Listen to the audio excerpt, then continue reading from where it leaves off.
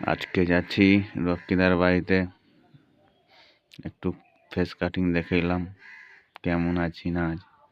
তারপর চলে গেলাম স্টানে যাওয়ার পর টোটোর জন্য অপেক্ষা করছি। টোটো আসে নাই, বাল আসবে কবে জানি না। ফাইনালি টোটো পেয়ে গেলাম। টোটো পাওয়ার পর বাস ধরলাম। বাস ধরার পর আমরা এখন যাব হরিপুর। তারপরে নেমে তারপর দাদার সঙ্গে দেখা হয়ে গেল। ফাইনালি দাদার সঙ্গে যা 2-4টা কথা বললাম। দাদাও কথা বলছে।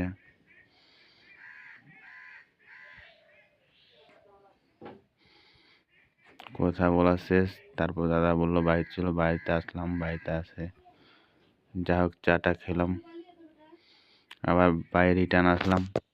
তারপর দাদার সঙ্গে মিলে খুব ভালো লাগলো।